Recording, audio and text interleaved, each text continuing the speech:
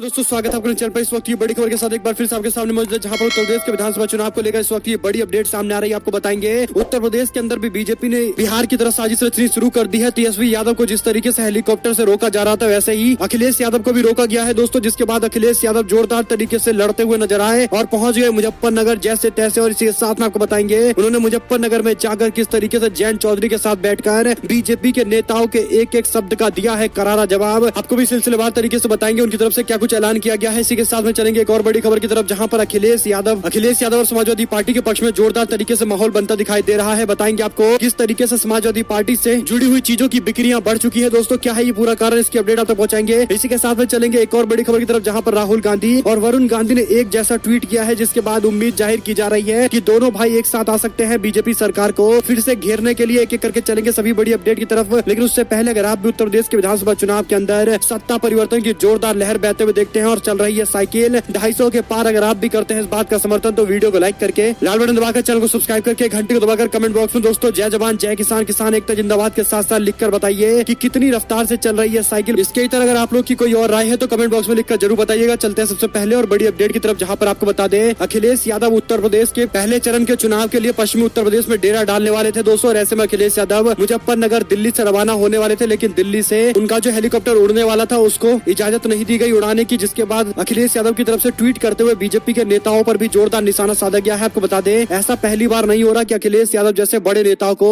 रोका गया हो। इससे पहले भी बिहार के अंदर हमने देखा था तेजस्वी यादव को किस तरीके से एक जगह से दूसरी जगह जाने में कितनी दिक्कतों का सामना करना पड़ता था। कई जगह पर परमिशन रद्द कर दिए जाते थे, जो साफ तौर पर यह संकेत देता है कि राज्य के अंदर यानी उत्तर प्रदेश राज्य के अंदर सत्ता परिवर्तन की जोरदार लहर बह चुकी है और कहीं न कहीं बीजेपी के बड़े बड़े नेताओं को भी जानकारी स्पष्ट तौर पर समझ में आने लगी है। आपको बता दें कि अखिलेश यादव ने ट्वीट करते हुए कहा कि मेरे हेलीकॉप्टर को अभी भी बिना किसी कारण के दिल्ली में रोका गया है और मुजफ्फरनगर नहीं जाने दिया जा रहा है, जबकि एक शीर्ष बीजेपी के नेता यहीं से उड़े हैं। हारती हुई बीजेपी की यह हताशा पूरी तरीके से साजिश भरी दिखाई देती है, जनता सब समझ रही है। आपको बता दें कि अखिलेश यादव ने जैसे ही ये आरोप लगाया उसके बाद खबर आग की तरफ फैली और पुलिस प्रशासन बुरी तरीके से दबाव में आ गया, जिसके बाद दोस्तों अखिलेश यादव को हेलीकॉप्टर उड़ाने की इजाजत दे दी गई। आपको बता दें कि समाजवादी पार्टी के प्रमुख अखिलेश यादव जयंत चौधरी से मुलाकात करने के लिए पश्चिमी उत्तर प्रदेश जा रहे थे, जिस वक्त उनके साथ ऐसा हुआ। आपको बता दें कि सपा जयंत चौधरी के नेतृत्व वाले राष्ट्रीय लोक दल के साथ पश्चिमी उत्तर प्रदेश के अंदर चुनाव लड़ रही है और ऐसे में पश्चिमी उत्तर प्रदेश के अंदर रालोद 26 सीटों पर चुनाव लड़ रही है, जबकि समाजवादी पार्टी 10 सीटों पर चुनाव लड़ रही है। गठबंधन ने अपने सभी प्रत्याशियों के ऐलान कर दिए हैं और ऐसे में 10 फरवरी को होने वाले चुनाव से पहले अखिलेश यादव भी डेरा डालने वाले हैं। पश्चिमी उत्तर प्रदेश में तकरीबन 58 सीटों पर चुनाव होने वाले हैं। ऐसे में दोस्तों आपको बता दें कि अखिलेश यादव जैसे ही मुजफ्फरनगर पहुंचे, उनके स्वागत में खड़ा था समाजवादी पार्टी का एक एक कार्यकर्ता और इसी के साथ में राष्ट्रीय लोक दल के समर्थन में किसानों ने भी जोरदार तरीके से नारेबाजी की है। आपको बता दें कि उत्तर प्रदेश के मुजफ्फरनगर के अंदर आरएलडी के प्रमुख जयंत चौधरी के साथ प्रेस कॉन्फ्रेंस को संबोधित करते हुए अखिलेश यादव ने सबसे पहले देरी से आने पर माफी मांगी। उन्होंने बताया किस तरीके से उनको देरी हो गई और भारतीय जनता पार्टी के लोगों ने किस तरीके की साजिश रची हुई थी। उनको मुजफ्फरनगर नहीं पहुंचने की पूरी साजिश रची गई थी, लेकिन अखिलेश यादव जैसे तैसे मुजफ्फरनगर पहुंच पाए, जहां पर जाकर उन्होंने किसानों से बात करते हुए भारतीय जनता पार्टी पर निशाना साधा। उन्होंने कहा कि सपा की सरकार बनेगी तो किसानों को गन्ना भुगतान 15 दिन में दे दिया जाएगा, इससे ज्यादा इंतजार नहीं कराएंगे। अखिलेश यादव ने आगे कहा कि मैं और जयंत चौधरी दोनों किसानों के बेटे हैं, किसानों के लिए अंत तक लड़ेंगे। उन्होंने कहा कि भारतीय जनता पार्टी की सरकार को उखाड़ कर फेंकूंगा, क्योंकि किसानों के साथ उसने जैसा अन्याय किया है, गाड़ी चढ़ा दी है, उसका न्याय हम किसानों को दिलाएंगे और इसीलिए अपनी जेब में लाल टोपी और लाल पोटली लेकर चलता हूं जिसमें अन्न है और बीजेपी को हराने का हमने अन्न संकल्प लिया है। उन्होंने जयंत चौधरी के साथ अपने हाथ पर अन्न रखकर ये संकल्प लिया है कि राज्य के अंदर सत्ता परिवर्तन करेंगे और बीजेपी ने जिस तरीके से किसानों के खिलाफ कार्रवाई की थी और किसानों को कुचलवाया था, उसके बाद अब उसके खिलाफ जनता खड़ी हो गई है, नेतृत्व भी पूरी तरीके से खड़ा दिखाई पड़ता है। आप लोग की क्या कुछ राय है दोस्तों, इस संकल्प पर लिखकर जरूर बताइएगा। अखिलेश यादव ने आगे कहा कि मैं चौधरी चरण सिंह को याद करता हूं, उन्होंने जो रास्ता दिखाया है किसानों को मजबूत करने के लिए, उनको आर्थिक रूप से संपन्न करने के लिए चौधरी चरण सिंह, अजीत सिंह, बाबा टिकैत और नेताजी ने सरकारों को जगाने का काम किया है। मुझे खुशी है इस बात की कि जयंत चौधरी और हम लोग अपनी विरासत को आगे बढ़ा रहे हैं। यह चुनाव जहां किसानों के भविष्य का भी है, वहीं पर चौधरी चरण सिंह के विरासत को आगे बढ़ाने का भी चुनाव है, किसानों को संपन्न बनाने का चुनाव है। इसी के साथ में भारतीय जनता पार्टी का समर्थन दे रहे कुछ किसानों को भी समझाया कि वो बीजेपी के भ्रम में न आए। भारतीय जनता पार्टी के लोगों ने कृषि कानून इसलिए वापस लिए क्योंकि उनको वोट का खतरा सता रहा था और इसीलिए किसानों को बीजेपी के प्रोपोगेंडा में नहीं फंसना है, बीजेपी से सावधान रहने की जरूरत है। वोट के खातिर इन्होंने काले कानून वापस लिए हैं। अगर इनकी सरकार गलती से भी बन गई तो ये काले कानून फिर लेके आ जाएंगे, क्योंकि इन्होंने अपने इरादे फिर से स्पष्ट कर दिए हैं। ऐसे में दोस्तों बीजेपी को लेकर उन्होंने किसानों को भी सचेत कराया है कि उनसे सावधान रहने की जरूरत है। आप लोग की क्या कुछ राय है, लिखकर जरूर बताइएगा।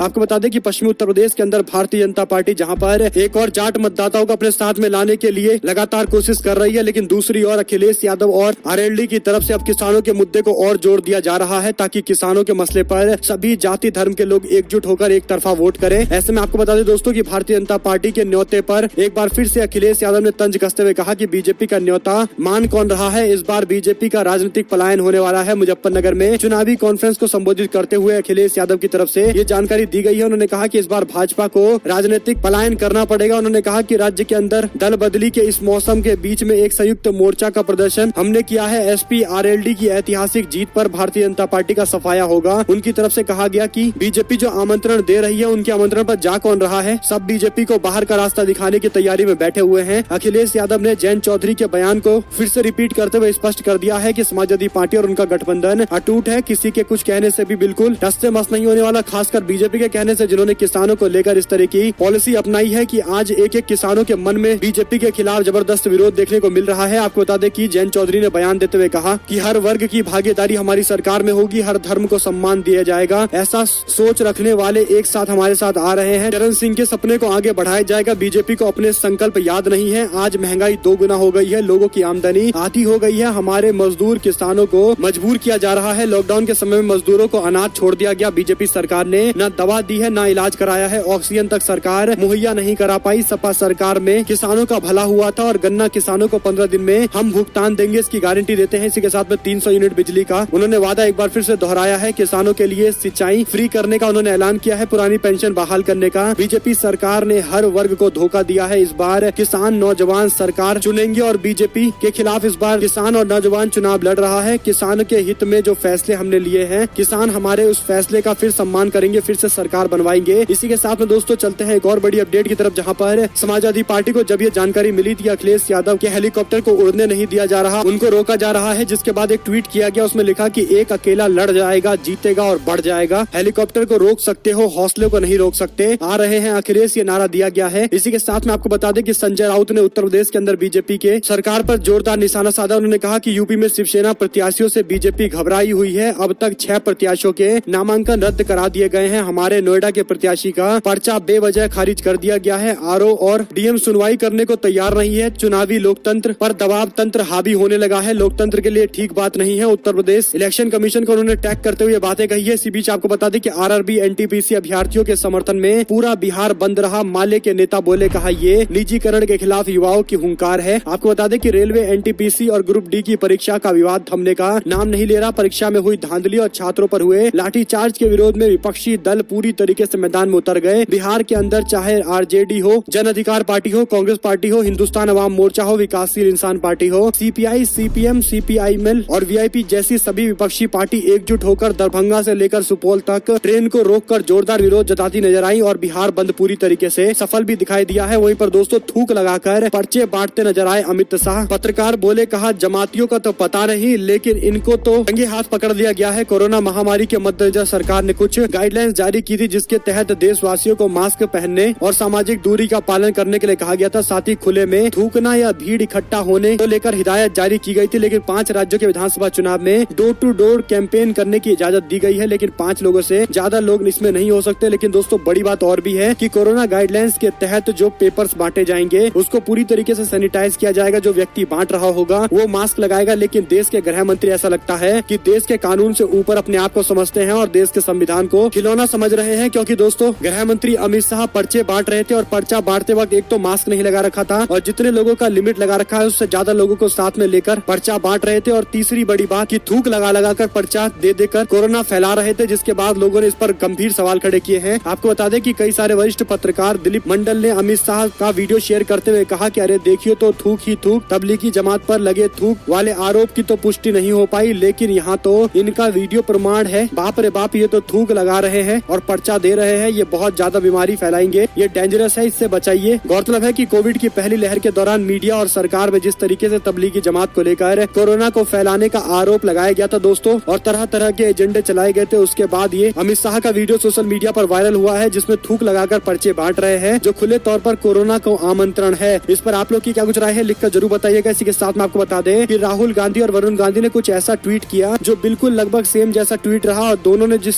समय ये ट्वीट किया था उसमें केवल 10-15 मिनट का अंतर था। तो ऐसे में लोग अब कयास भी लगाए जा रहे हैं कि राहुल गांधी और वरुण गांधी बिल्कुल एक लाइन पर आ चुके हैं। दोनों एक ही तरीके के मुद्दे को लेकर एक साथ हमलावर हैं। आपको बता दें कि वरुण गांधी ने ट्वीट करते हुए एक विद्यार्थी का वीडियो शेयर किया था जिसमें वो स्टूडेंट अपनी बातों को सामने रख रहा है और बता रहा है कि किस तरीके से बेरोजगारी देश के अंदर लगातार बढ़ती जा रही है, वैकेंसी के नाम पर लगातार देश के युवाओं को ठगा जा रहा है। जिस पर वरुण गांधी ने वीडियो शेयर करते हुए लिखा कि देश में आज बेरोजगारी सबसे बड़ी समस्या बनकर उभरी है, स्थिति विकराल होती जा रही है, इससे मुंह मोड़ना कपास से आग को ढकने जैसा है, यानी कपास के कपड़े से आग को ढकने जैसा है, यानी आग को और ज्यादा फैलाने जैसा है। और इस तरीके से उन्होंने जोरदार हमला बोला है। साथ ही साथ आपको बता दें कि एक और बड़ी अपडेट है जहां पर राहुल गांधी ने कहा कि स्टूडेंट की बात सटीक है, इनके दर्द सच्चे हैं, कौन कहता है ये दिन अच्छे हैं। ये सवाल राहुल गांधी की तरफ से उठाए गए और स्टूडेंट प्रोटेस्ट के साथ साथ अनएम्प्लॉयमेंट हैशटैग के साथ सोशल मीडिया ट्रेंड कराया गया है। इसी के साथ में आपको बता दें कि वरुण गांधी और राहुल गांधी ने बिल्कुल सेम वीडियो जारी किया है। इसी के साथ में दोनों नेताओं की तरफ से जो बातें कही गई हैं लगभग सेम दिखाई पड़ती है। तो कहीं ना कहीं दोनों भाई अब एक ही लाइन पर आकर कहीं ना कहीं बीजेपी सरकार को जोरदार तरीके से घेरते नजर आए हैं। एक और अपडेट की माने तो रेलवे और एनटीपीसी के धांधली मामले को लेकर मायावती का बयान, कहा एक और आरक्षण नहीं और दूसरी और पकौड़ा रोजगार विजन सरकार को बदलना चाहिए। आरआरबी एनटीपीसी परीक्षा को लेकर प्रदर्शन कर रहे छात्रों को लेकर बहुजन समाज पार्टी के प्रमुख मायावती ने समर्थन दिया है। बसपा के अध्यक्ष मायावती ने उत्तर प्रदेश के शिक्षक पात्रता परीक्षा यूपी टीईटी और रेलवे के आरआरबी एनटीपीसी परीक्षा को लेकर उत्तर प्रदेश और बिहार के छात्रों के प्रदर्शन को लेकर सरकार की आलोचना की है। मायावती ने ट्वीट करते हुए कहा कि पहले यूपी टेट और अब रेलवे के परीक्षा को लेकर इस तरीके से धांधली की खबर आई है, जोरदार हंगामा मचा हुआ है। सरकार की विफलता का ये पूरी तरीके से एक प्रमाण है। गरीब युवाओं व बेरोजगार नौजवानों के भविष्य के साथ खिलवाड़ किया जा रहा है, विरोध करने वालों पर पिटाई की जा रही है। दूसरे ट्वीट में मायावती ने आगे लिखा कि सरकार की गलत नीतियों के कारण गरीब व बेरोजगार बच्चों की लगातार संख्या बढ़ती जा रही है और बेरोजगारी चरम सीमा पर है। सरकारी नौकरी व उनमें आरक्षण की सुविधा पूरी तरीके से कम हो गई है। ऐसे में वर्ष में छोटे सरकारी नौकरियों के लिए परीक्षा भी सही समय से नहीं हो पा रहा, जो कहीं न कहीं युवाओं के लिए अन्यायपूर्ण है। और बीजेपी सरकार पर निशाना साधते हुए दोस्तों इलाहाबाद के अंदर हुई लाठीचार्ज पर भी उन्होंने छात्रों का समर्थन करते हुए कहा है कि छात्रों के समर्थन में सरकार को खड़ा होना चाहिए, न कि इस तरीके से गुंडाई करवानी चाहिए पुलिस प्रशासन से। एक और अपडेट की माने तो रेलवे एग्जाम प्रोटेस्ट मामले को लेकर भर्ती प्रक्रिया की समीक्षा के लिए पीएमओ ने बुलाई अधिकारियों की बैठक। हालांकि नरेंद्र मोदी के छात्र लगातार मांग कर रहे हैं कि इस पूरे मामले पर दखल देना चाहिए, लेकिन दोस्तों ये दखल देने का एक हेडलाइंस मैनेजमेंट किया गया है। बड़ी मुश्किल से कहा जा सकता है कि कोई समाधान निकलेगा। आप लोग को क्या कुछ लगता है लिखकर जरूर बताइएगा। इसी के साथ में आपको बता दें कि यूपी में बीजेपी ने 91 और उम्मीदवारों की लिस्ट जारी कर दी है, लेकिन अभी भी कुछ सीटों को लेकर पेच फंस गया है। इलाहाबाद पश्चिम से सिद्धार्थनाथ सिंह को चुनावी मैदान में उतारा गया है, जबकि अनुपमा जायसवाल को बहराइच से चुनावी मैदान में उतारा गया है। इसी के साथ में दोस्तों कुंडा की सीट से सिंधुजा मिश्रा को चुनावी मैदान में उतारा गया है। इसी के साथ में मेजा की सीट से नीलम करवारिया को चुनावी मैदान में उतारा गया है और गोसाईगंज से आरती तिवारी को और बल्हा से सरोज सोनकर को मैदान में उतारा गया है, जबकि अनुपमा जायसवाल को बहराइच के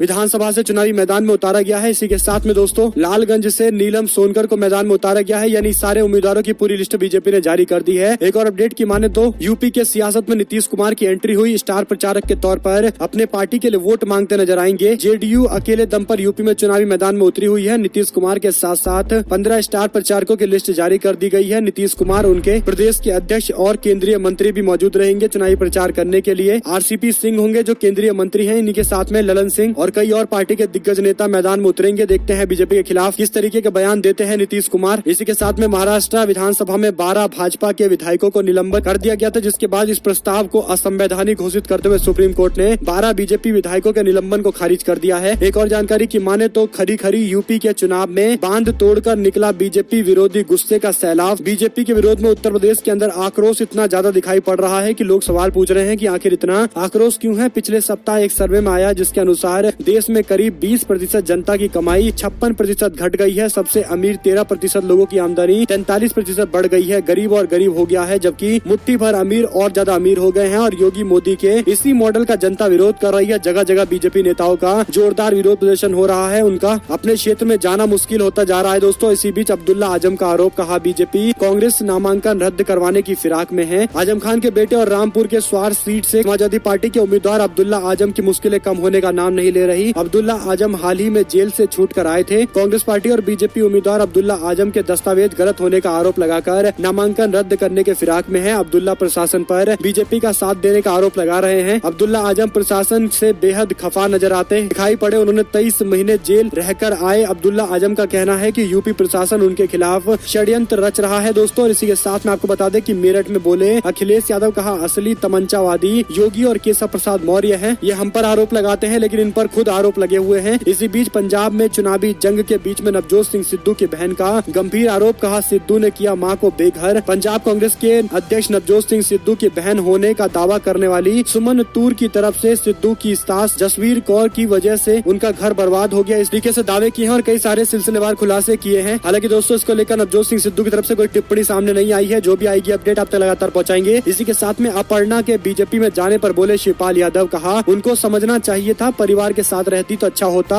और परिवार के साथ ही उनको रहना चाहिए था। योगी आदित्यनाथ के 80 बनाम 20 वाले बयान पर शिवपाल यादव ने कहा कि ये तो नतीजे बताएंगे। उन्होंने कहा कि बीजेपी ने सूबे की जनता के लिए कुछ नहीं किया और अब इस तरीके के सांप्रदायिक बयान दे रहे हैं, लेकिन जनता इस बार सबक सिखाने के लिए पूरी तरीके से तैयार है। वहीं पर दोस्तों गुरु यानी नवजोत सिंह सिद्धू केजरीवाल को ओ केजरीवाल वाला भाषा बोल रहे थे, जिस पर डीसीडब्ल्यू की अध्यक्ष स्वाति मालीवाल की तरफ से उन पर निशाना साधते हुए कहा गया कि सिद्धू को कम से कम अपने शब्दों को ठीक रखना चाहिए, क्योंकि एक चुने हुए मुख्यमंत्री के लिए इस तरीके के बेकार शब्दों का इस्तेमाल करना उनका अपमान है। ऐसे शब्दों का इस्तेमाल नहीं होना चाहिए, कम से कम मर्यादा बना के उनको रखनी चाहिए। इसी के साथ में दोस्तों कर्नाटका के सीएम बीएस येदियुरप्पा की पोती का फांसी पर लटका हुआ शव मिला है, जिसके बाद पुलिस ने पूरी जांच शुरू कर दी है। हाई ग्राउंड पुलिस ने अभी तक मामले में आत्महत्या की पुष्टि नहीं की है। कारणों का पता लगाने के लिए शव का पोस्टमार्टम भी किया जा रहा है। इसी के साथ में आपको बता दें कि मोदी की 56 इंच की चौड़ी छाती पर चीनी चढ़े बैठे हैं और वो चुपचाप है। बीजेपी के सांसद का प्रधानमंत्री परिवार सुब्रमण्यम स्वामी ने ट्वीट में लिखा है कि वास्तव में मोदी को पता भी नहीं है कि चीन उनके सीने पर बैठा हुआ है। वे कोई आया नहीं कोई गया नहीं इस तरीके के नारे दे रहे हैं, जबकि हकीकत यह है कि चाइना आज हमारे बॉर्डर के पास बैठा हुआ है। हमारे बॉर्डर पर उसने कब्जे भी कर रखे हैं, लेकिन इसके बावजूद भी मोदी सरकार की तरफ से कोई टिप्पणी सामने नहीं आ रहा। वहीं आपको बता दें कि राहुल गांधी का ऐलान, कहा पंजाब में सीएम चेहरे के साथ लड़ेंगे चुनाव। नवजोत सिंह सिद्धू और चन्नी के बीच में चन्नी पर दांव लगा सकती है कांग्रेस पार्टी। कई सारे पंजाब कांग्रेस पार्टी के नेताओं का कहना है कि चन्नी को लेकर बात बन चुकी है, केवल एक औपचारिक ऐलान का टाइम आएगा तो वो कर दिया जाएगा, जिसके बाद औपचारिक तौर पर नवजोत सिंह सिद्धू प्रदेश अध्यक्ष के तौर पर काम करेंगे और चरणजीत सिंह चन्नी मुख्यमंत्री पद पर उम्मीदवार के तौर पर जनता के बीच में जाएंगे। जनता को तय करना है कि किसके साथ में जाना है। इसी के साथ में आपको बता दें कि लखनऊ के कैंट सीट को लेकर बीजेपी में अभी भी पेच फंसा हुआ है। दरअसल दोस्तों लखनऊ की कैंट सीट से लेकर कई सारे और भी कुछ एक ऐसे सीट है जिस पर बीजेपी अभी तक फैसला नहीं ले पाई है। कैंट सीट में दिक्कत यह है कि 3 उम्मीदवार है, एक वर्तमान के विधायक है, दूसरा रीता बहुगुणा जोशी के बेटे हैं जो अपनी उम्मीदवारी ठोक रहे हैं और तीसरा समाजवादी पार्टी से आई अपर्णा यादव है। तीनों सीटों को लेकर दावेदारी कर रहे हैं। हालांकि बीजेपी किसको अपना सीट देगी इसको लेकर देखते हैं क्या फैसला होता है। वहीं उत्तर प्रदेश के अंदर वर्चुअल चुनावी सभा करेंगे नीतीश कुमार। क्या उत्तर प्रदेश के विधानसभा चुनाव से पहले बीजेपी के साथ गठबंधन नहीं होने के बाद अब जेडीयू को अपने दम पर चुनाव लड़ाने की तैयारी में जुट गए नीतीश कुमार। कई जगह करने वाले हैं वर्चुअल रैली। साथ ही साथ एडीआर की रिपोर्ट में फिर बड़ा खुलासा हुआ, कहा देश की सबसे अमीर पार्टी है भारतीय जनता पार्टी, दूसरे नंबर पर बसपा है। चुनाव सुधार की वकालत करने वाले समूह एडीआर के अनुसार भाजपा ने वित्त वर्ष 2019-20 में 4,847 करोड़ रुपए की संपत्ति घोषित की है, जो राजनीतिक दलों की सर्वाधिक संपत्ति है। इसके बाद बसपा का नंबर आता है जिसके पास तकरीबन 698 करोड़ रुपए की संपत्ति है। कांग्रेस पार्टी के पास 588 करोड़ रुपए है। एसोसिएशन फॉर डेमोक्रेटिक रिफॉर्म की तरफ से ये खुलासा किया गया है। इसी के साथ में दोस्तों आप लोग देख सकते हैं कांग्रेस पार्टी के पास तकरीबन 600 करोड़ रुपए है, लेकिन बीजेपी के पास कांग्रेस पार्टी से 8 गुना ज्यादा पैसा है, यानी 4000 करोड़ रुपए। दोस्तों आप समझ सकते हैं। इसी के साथ में राज्यपाल ने आम आदमी पार्टी की खोली पोल, पंजाब के लोगों को दिलाया यकीन। हल्का समराला में संयुक्त समाज मोर्चा के उम्मीदवार बलवीर सिंह राजेवाल ने आम आदमी पार्टी के साथ गठजोड़ न होने के कारण उसमें उम्मीदवारों को टिकट बिकने के मामले की पोल खोलते हुए इस संबंध में आम आदमी पार्टी के प्रमुख अरविंद केजरीवाल को सबूत भी दिए थे। राज्यपाल माछीवाड़ा में कैंट यूनियन के मिनी ट्रक चालकों से संयुक्त समाज मोर्चा की तरफ से मुलाकात कर रहे थे। इसी बीच आपको बता दें कि पंजाब भाजपा में बगावत, पूर्व विधायक छोड़ सकते हैं पार्टी। दरअसल दोस्तों भारतीय जनता पार्टी के वरिष्ठ नेता मदन मोहन मित्तल विधानसभा चुनाव के मद्देनजर पार्टी छोड़ सकते हैं। आनंदपुर साहिब से ये जानकारी है, जिसके चलते पार्टी के लिए एक बुरी खबर जल्द ही आने वाली है। सूत्रों से मिली जानकारी के अनुसार टिकट न मिलने से शिरोमणि अकाली दल की तरफ रुख कर सकते हैं मित्तल। वही दोस्तों अखिलेश यादव को मुख्यमंत्री बनाना हमारा एकमात्र संकल्प है। अपना नॉमिनेशन भरने के बाद शिवपाल यादव की तरफ से ये जानकारी दी गई है। इसी के साथ में दोस्तों सपा के नेता ने मंच पर गाया शिव तांडव स्तोत्र और कहा बीजेपी के नेताओं को देता हूँ चुनौती, इस तरीके से गाकर दिखाइए। समाजवादी पार्टी के नेता अनूप सांडा की तरफ से मंच पर शिव तांडव का गान गाया गया है और इसी के साथ में बीजेपी नेताओं को चैलेंज भी किया गया है। आपको बता दें कि ये बड़ी अपडेट है जिसकी जानकारी हमने आप तक पहुंचाई है। अगर आप लोग को एक भी खबर अच्छी लगी हो तो इस वीडियो को लाइक करके लाल बटन दबाकर चैनल को सब्सक्राइब करके घंटी को दबाकर हमारे साथ लगातार बने रहिएगा। जुड़ने से दोस्तों का बहुत बहुत धन्यवाद। आप लोग देख रहे थे आपका अपना चैनल जय हिंद जय भारत वंदे मातरम। जय हिंद जय भारत।